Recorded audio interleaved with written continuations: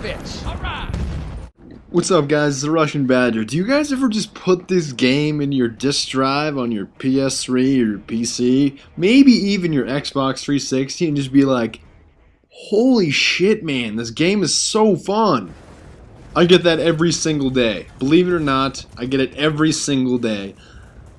Granted, I do have some days where I'm like, oh my god, I want to break my fucking PS3.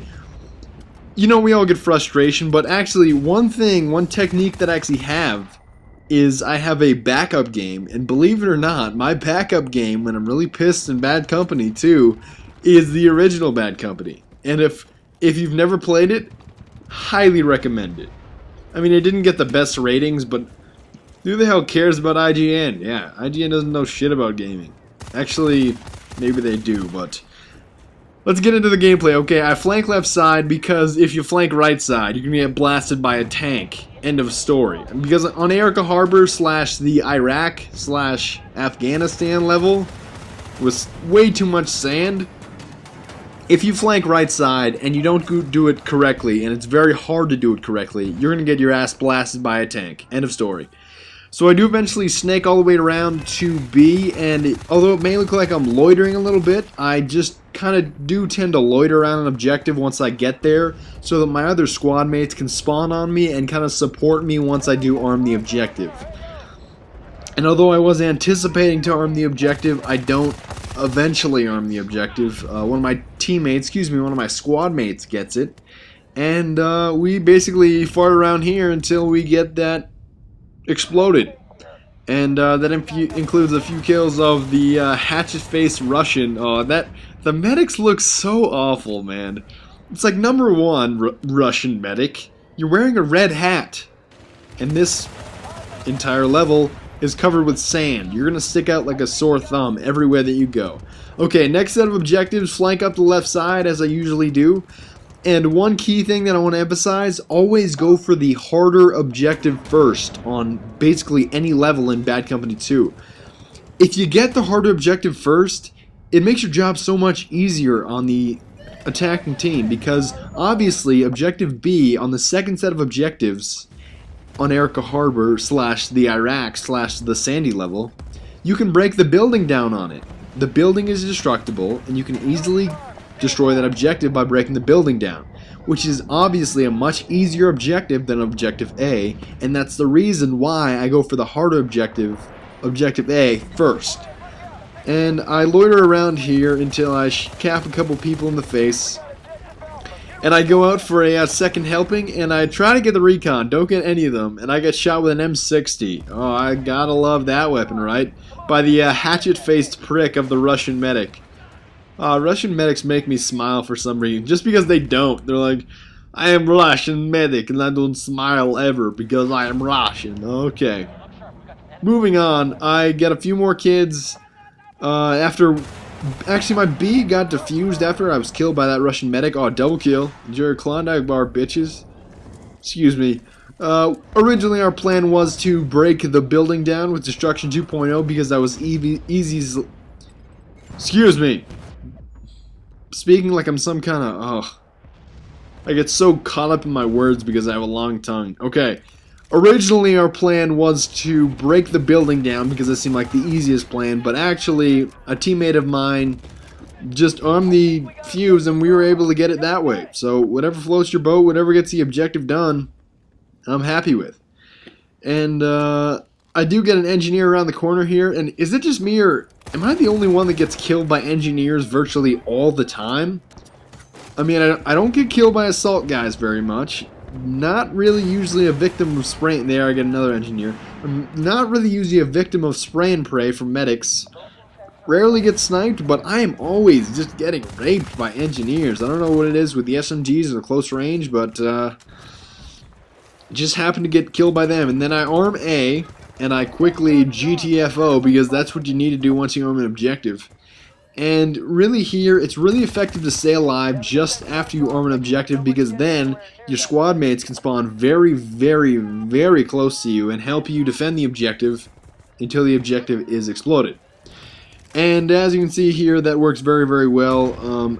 I don't know how I didn't see that Russian medic. He ran right past me, and I didn't see him for some reason. I don't know how he didn't see me, but nonetheless, my other medic on my squad takes him out promptly, which I very much appreciate.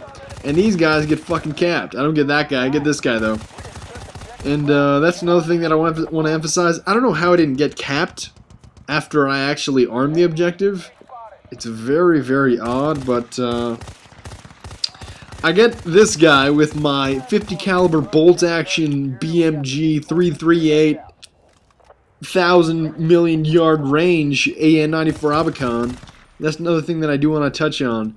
The Abacon, absolutely, I don't know what the term is. I've heard this term before online.